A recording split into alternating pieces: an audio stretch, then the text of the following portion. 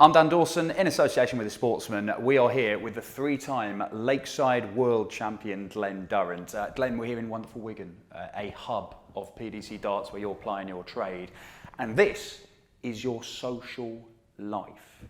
Now, you love social media. You're always on it, aren't you? Absolutely.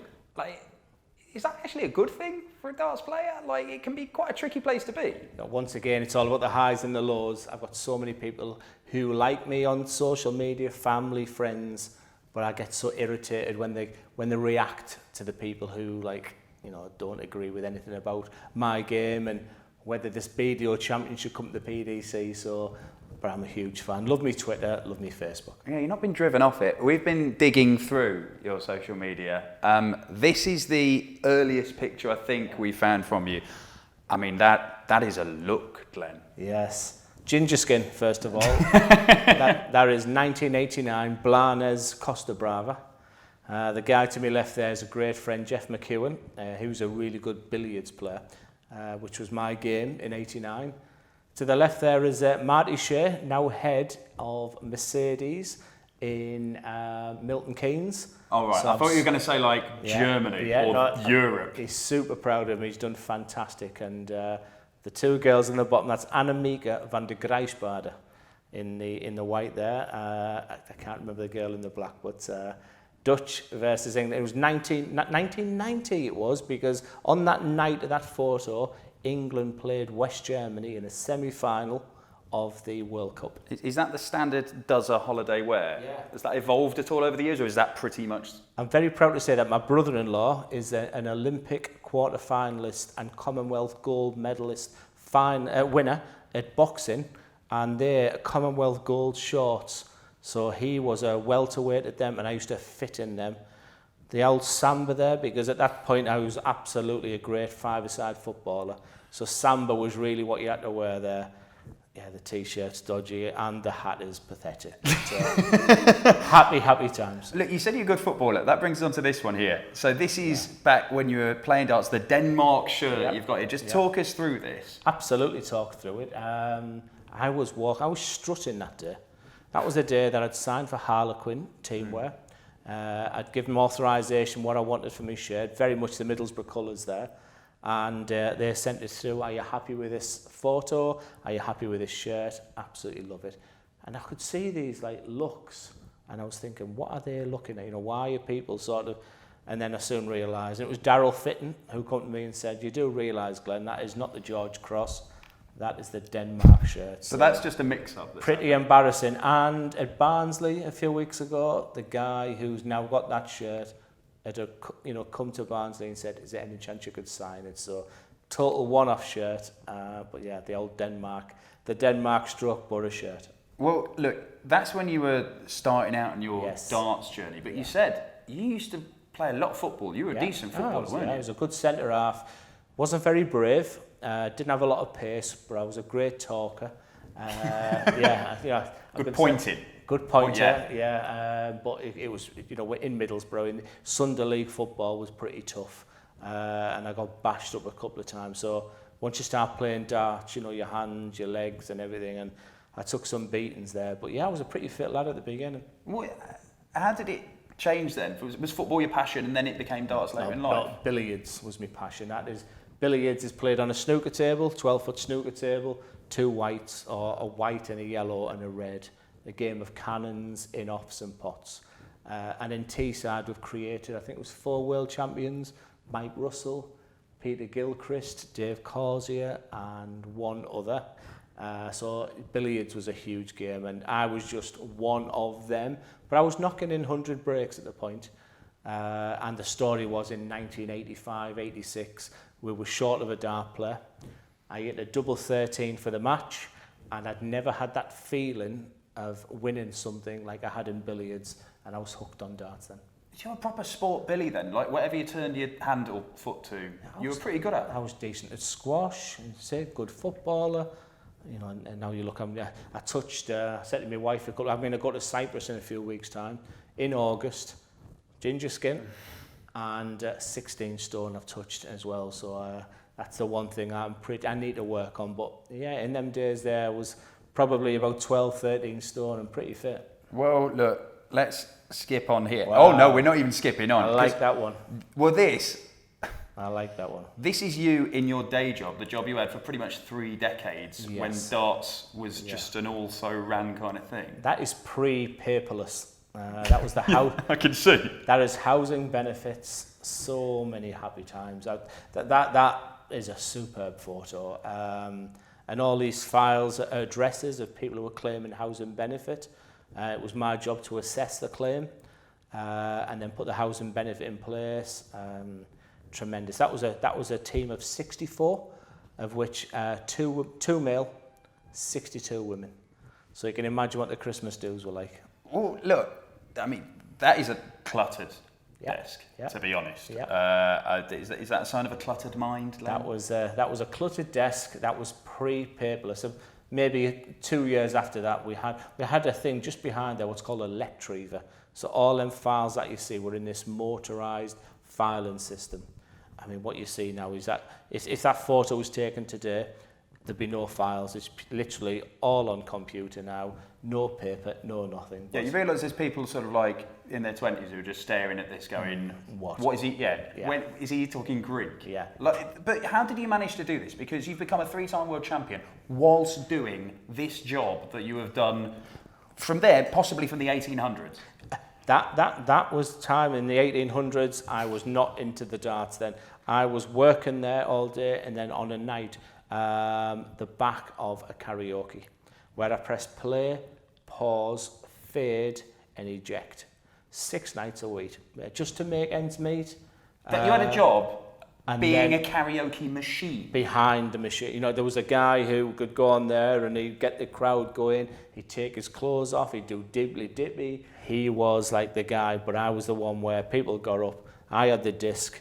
I put it in, eject, play, fade when they'd finished, take it out, next song. 6 nights a week them days, just to make ends meet. Wow. How popular was that? That like 6 nights a week. There's a lot of people going to see this bloke sing Deeply Dippy and take his socks off while you play a few CDs. He was good. He said he was going to write a book. He was a fabulous karaoke lead. I remember one night he said, "I've got to nip home. I've got a leak and it's coming through the ceiling." So he said, "Can you take over, you know, the karaoke?" He said, "I think I should be back." And that, you know, I've played in front of a Lakeside stage, Grand Slam stage. When I had to stand up there with a mic in my hand in front of 200, 300 people to run a karaoke, that's probably the most nervous I've ever been. So there's people out there who've gone to a karaoke night somewhere up around Middlesbrough, and they've got no idea that night they went there, that a 3-time world darts champion was the guy providing the entertainment. I've got an incredible amount of messages which sort of say, do you remember? I remember you. It's a great story, honestly. My whole darting career is a great story, but you know, family was first, worked housing benefits for, you know, during the day, and on like £30 a night I got 180. What a number, what a number. 180 quid a week, and then one night, 1990, he said, "I don't need you no more." And 180 quid a week was like, that was an incredible amount of money to sort of all of a sudden. And then I bumped into a Super League captain who said, "Come back and play darts." And I guess, as you say, you know, the rest is history there. Wow, so this might not have happened if it wasn't for you getting sacked as a karaoke machine. That's absolutely right. Wow, this wouldn't have happened either, because at this point, you were threatening to go and win a first world title. Talk us through this. I think that's my favourite all-time photo.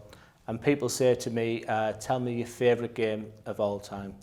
So this is a guy from Grangetown, Middlesbrough. Channel 4 once said it was the worst place in Britain to live. You can buy a house where I lived for £1,000. It's, you know, it's a pretty rough place to, you know, to be brought up. So all of a sudden now I'm a darts champion. I'm at the Lakeside, and the whole of Grangetown and Middlesbrough, it's huge. It's like a football World Cup. You know, everybody is behind me, and I'm just this guy who, maybe 2 or 3 years before that, wasn't even the best player in my Super League team. And I'm now playing Martin Adams in a semi-final at Lakeside. And he goes in front, I pull it back, I then go in front, and I get 3 or 4 match darts to go to a final against Scott Mitchell. And he pulls out finishes like Martin Adams did in them days. I still say that was his last time he was at the real top of his game. You know, Martin has suffered with his shoulder, his elbow since. That game was the making of me. And that just gives a clear example of the devastation, because I just missed 3 darts to be in the final, and he wanted some sort of finish, and he hits it. He celebrates to the crowd, and I think that tells 1,000 words what I'm thinking there.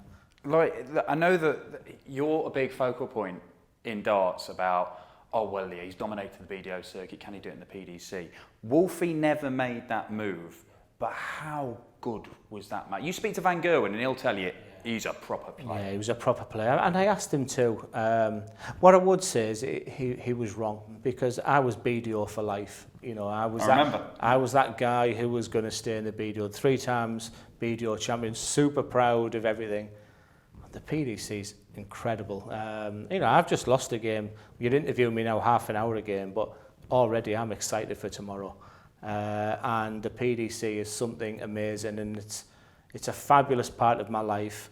And Martin Adams is, you know, he's the stalwart, he's the trailblazer of BDO darts. But I'm happy to say on camera that he should have come to the PDC, because, you know, the standard, you know, the quality is incredible. But definitely my favourite photo on social media, that. Well, let's see. There are other posts on your social media. I'm not sure if they'll be your favourite. What about this one? I think I watched Tipping Point on Catch Up. Now, what is that about? Just as you do, you sat there, suddenly I've got 10, 11, 12, 20 text messages. You've just been a question on Tipping Point. That's when you know you've made it, isn't it? Yeah. And, you know, social media for me is purely a wind-up. It's purely to try and show the personality that sometimes I struggle with on a stage at darts. You know, and I love, like I said, I love social media. And Facebook, all them messages, instantly I go on Facebook and I come up with that type of status. What about that feeling when you realise it's the start of the new Big Brother? Do you like reality TV? I love The Jungle, but Big Brother I was a huge fan. Really? And I milked it, because everybody sort of like was a Marmite, you know, you either love or you hate Big Brother. But I was the kind of guy who, when they were asleep, I would be watching them sleeping. So in the early days, Big Brother won. You know, I pretty much really yeah. I was the guy who was watching them. So I was a huge Big Brother fan. Would you go on them then? Would you go in the jungle or whatever? No, I don't like heights. Okay. Terror. I'm okay with snakes, spiders. I couldn't do heights, so even in the opening one. So, and look, life's about personality.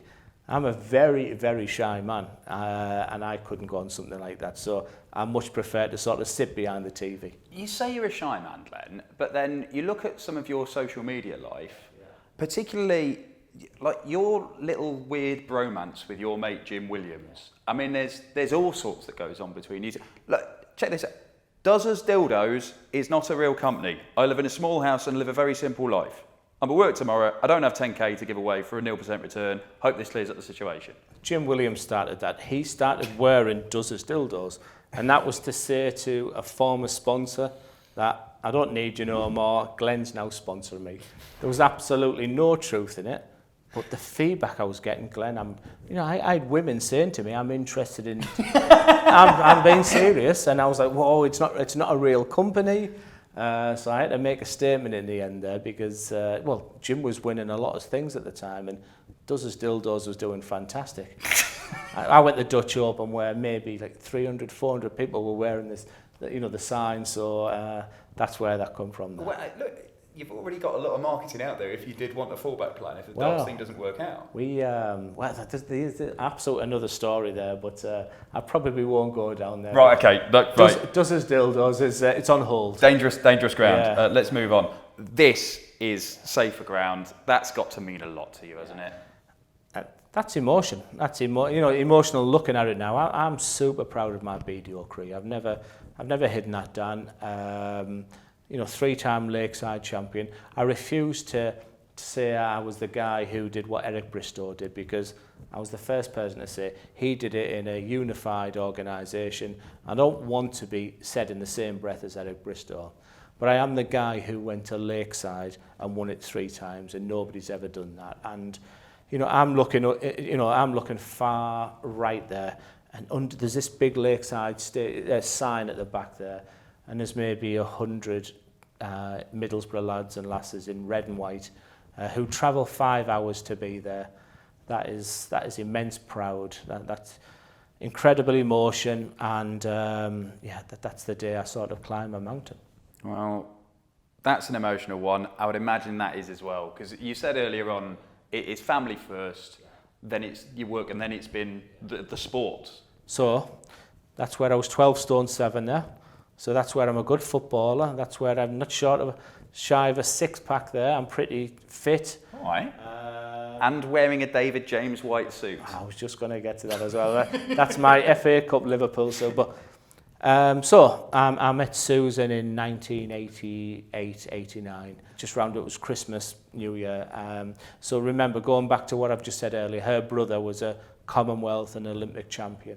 So everything I ever did at darts, Mac Elkin will tell you now, nothing really impresses her. She's very grounded. So right now I sit here thinking, why is my form so bad in Europe? So the intention was to take her to Denmark because I know she's a great leveller for me. And 80%, Dan, of the tournaments that Susan's attended in darts, I've won. Wow, that's kind of an inspiration. She hasn't turned up to 1 million tournaments, yeah. But usually when she's there, I win because she's a fantastic leveller. And it's that old adage of, behind every great man and all that, she's a pretty special person. You've got to be very understanding to be married to a darts player, haven't you? With you working full time, and then for the last few years travelling all over the place, chasing titles and competing. I mean, you must never be at home. Dan, there was times, the joke glasses wear the pretend eyes. I mean, I had a very difficult job, certainly not physically, but mentally it was incredibly tough. I was managing 15,000 houses, antisocial behaviour, people paying the rent. It's high stakes stuff. It was high, and I wasn't. On some Mondays, I was going into work after probably getting in 6 o'clock in the morning after reaching the final in Chelsea, a missed flight at Sweden. It was pretty difficult at times, and to do what I was doing, and that's why the transition from being leaving work to now being a full-time dart player has been incredibly difficult, because there's times where I'm watching Homes Under the Hammer, I'm watching Flog It. So I've got people saying to me right now, going, don't be guilty about that because you're putting petrol in your engine. But I've just had a fantastic conversation with Daz Johnson there. He's lost a couple of stone. He looks well. And that's the only thing I haven't done since leaving work now. And I think I need to utilise that period just a little bit better. I'm absolutely intended on going to the gym a little bit and getting a little bit fitter. And because I do believe healthy body, healthy mind. You're not going to be one of those people that post loads of social media. I'm not Chris Mason. I've just been to the gym. Oh my God! After watching Chris Mason, absolutely, what a doyle that man is. That's I'm lying. I'm going to move swiftly on from that. Right, here we go. Look, I love this bit because it talks about you getting through Q school, and just at the bottom of that, there's immediately the first response is going, I don't see him doing much, he might make a couple of quarterfinals. Q school was hard, but things are getting easier for you, aren't they? The Q school was very difficult. When I won Lakeside, I went back to work the next afternoon. And that was purposely because the 2 Lakesides I'd won previously, my body just shut down. I'd won Lakeside, I was on BBC, ITV, radio, doing everything. So I was purposely, let's get back to normality. And Q school was super tough. I was surprised at the interest. And again, I'm just half an hour after qualifying for Prague and not getting through Austria there. There wasn't a lot of interest in me today. I've got Dennis Coleman with me. I've obviously got my manager here as well. There's literally 1 or 2 people watching me. Honestly, at Q school, there was times there was over 100 to 150 people watching my game. So I was super proud to get through Q school in the end. And I got a message off Barry Hearn to say welcome to the elite now, and that meant a lot. Well, now I'm not sure what the proportion is, but I reckon a quarter of your social media posts involve this thing. Parmo, big part of your life, isn't it? It's a big part of my life. That's a guy called Paul Brown who's doing all them amendments there. That's our Teesside delicacy. That's I had Corey Cadby down a few weeks ago just to give him 3 or 4 days in Middlesbrough, and we took him for a Parmo. I bet he loves a Parmo. He did. Yeah. He's got the kite to do it. But cheese, chicken, breadcrumbs, and it's our... How regularly are you having a Parmo, Glenn? You've Not- just talked about going down the gym and One- like getting back to 12 stone 7 or whatever it I was. was maybe 1 a week. It's, one point. 50 Parmos a year. Yeah, probably. So it's probably down now. So I don't do anywhere near that now. Maybe one every 8 days now. Cutting down, I like this. Oh, it's your darts wife, Jim Williams again. Now, Bully. yeah, that's basically online bullying. Yeah, that's online bullying. That's me losing the Premier League, and he amends the league table to put me down as a big fat 0 there. But yeah, he should be in the PDC. I talk to him all the time. Quite disappointingly, I read his interview recently where he said even if he'd have got his Pro Tour card, he might not have accepted it, and I don't accept that. He's a young man who's got his whole career ahead, and I miss him. He's in the Jamie Hughes bracket for me. I just love spending time with Jamie. There was James Hurrell and people like that. It was a great camaraderie. And but that's the bullying that we do. As much as I give him, he gives me. So he's a great guy. As much as that is obviously fake, do you think those two names could be in the Premier League at the same time one year? Oh, I'd smash him if I would literally leather him. Social media is going to be very interesting if that happens. Yeah, I would beat him up big style. He's young enough to be in the Premier League. I wish I was 20 years younger. I really do. My story is about this guy who's done the local league, the Super League, the county. I'm proud of my story now, but the money and the advertisement of the game now, I do wish I was sort of just maybe 30-year-old. So I'm maximising everything I can right now. There we go. Look, you don't really delve into politics very much. It's a dangerous thing to do on social media, in my experience. Yeah, but John Barnes, Yeah. for Prime Minister. I was super... Do you know what? I watched this interview and I was like, I agree with that. I agree with that. I agree with this. So that's sort of where that come from. I didn't realise how intelligent John Barnes was. I love my politics. I don't go on social media with my politics. Well, is that a conscious decision then? Because it can, as soon as you say anything political, you're going to get somebody giving you pelters. I've used bad language when I was in the BDO, etc. I've really tightened that up now because I know what the social media implications are when you're in professional darts now. But it's all fun. I watched him and I liked what he said, and hence the reason why I put that status on there. Well, look. This is you've basically taken some rather crude screenshots of you winning your first title. Is that me right? Yeah. That's such a big thing for you, isn't it, that day? I lost to Chizzy, and it sort of passed me by a little bit. Very much like the Premier League. I don't remember the Premier League night. Not an awful lot about it because so much was happening at the time then. And the Chizzy one was a little bit. I can't believe I'm in the final. People were saying, now you've already got your Ali Pali place already. And I'm like, I'm loving this. And before I knew it, I'd lost the game, 8-7. I remember the 170 finish, etc. But I was determined after that game that if I ever reached the final once again, and obviously it's against Dancing Dimitri. Dimitri's a big part of my life, a big part of our team. But I was determined just to focus on the darts there. That was a Martin Adams moment. That was a Lakeside for the first time moment. And you talked earlier that all them people who said I couldn't do it. That was the moment I felt there. It was a terrific feeling. Well, this is it. You've shown it at the Martin Adams photo. These photos here. You're an emotional guy, and you're not afraid to be like that and put it out there and portray yourself like that. So let's go back to my wife again, who says you need to be stronger now. I don't want you to show that much emotion. I don't want you crying in interviews. I want you to just shake the guy's hand, puff you, and let's have the emotion later on when we're having a Parmo together. So I don't mean to be, but yeah, definitely, the emotion that's in me. And I often think in front of a Lakeside final, in front of a BBC audience, Eurosport audience, etc., etc. The camera's on you, Glenn. My wife said, don't cry, you know, don't show emotion. But I'm a very emotional man, and I ain't afraid to shed a tear, that's for sure. How emotional was that? The best. Yeah. My mum and dad are 83, 84, mega proud, you know, super proud, like they would be. I'm a father myself, and every time I walk into their living room, that photo is, as I walk through the double doors, there it is there. And I know that my dad says, that's my son, you know, he walks around Redcar, Middlesbrough, you know, my son's the dart player, etc.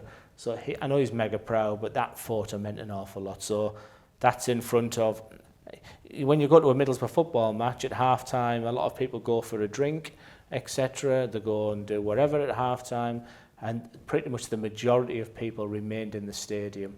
And they were singing, he's one of our own, he's one of our own. That's got to be special. It was that's a mega moment for me. What's it like being a Borough fan at the minute? You had quite interesting times for your life. Yeah, I wouldn't have said Woodgate as the person I wanted to take over. It's been pretty bad watching Pulis. I think he's looked after the infrastructure of the club, you know, our wages and the backroom staff, etc. But the football was pretty dire. 8 centre-halves on the pitch. It wasn't good to watch. Woodgate's talking a good story, and we're all pretty much excited, and we need to get above Aston Villa ASAP. That's because his manager, Mac, is a Villa fan. Now, the big thing over the last few months you've been working towards, get to the match play. Betfred reckon you're a 40-1 shot to win the whole thing. Is that worth me sticking 50p each way on? No, it's not. But oh God, man, even just talking there, I've made it pretty clear that was the tournament. And once again, I won't mention the person who it was at Lakeside, but I went to Lakeside once to watch a friend, and I said, one day I've got to play here. And last year I went to watch Mensa, and when I got there, Bet Victor said, you're the BDO champion, you're now our guest tonight. We had just the most terrific night, and we were sat in the VIP area, and I looked at Dennis Coleman, I said, I've got to play here one day. I love the heat. I'm a real sweaty type player. You know, I'm one of them ones where I don't really buckle under the heat. The crowd were very knowledgeable, and that was the... Do you know what? I was interviewed by Mark, I was interviewed by other managers, and they were all saying we're investing in you, Glenn, for year 2. So I exceeded all expectations by getting to the match play this year, which makes me think that I'm going to really enjoy it. I'm happy to say on camera, I don't want Michael van Gerwen first round. I'm happy to say that. Defeatist attitude will probably be the headline there, but give me anybody else first round. I'm playing Michael second round or whatever, and I know that can be read many ways there, but barring Michael, give me anybody. Under that intense heat, I've got 10 people coming with me. I could take 100. No, the Blackpool just gets me so excited, and even talking about it now is, yeah, it's... Well, it's going to be, you're going to document it, aren't you? There's going to be plenty more social media posts from you at Blackpool. Yeah, I'm, Blackpool. I haven't really thought of Ali Pali. I certainly haven't thought of Dublin, European Championships. For me, it's all about Blackpool, and to do it 5 months into my PDC career is, well done, Glenn. It's job well done. Well done. It's going to be emotional. I'm off for a cry in a Parmo. Yeah, enjoy.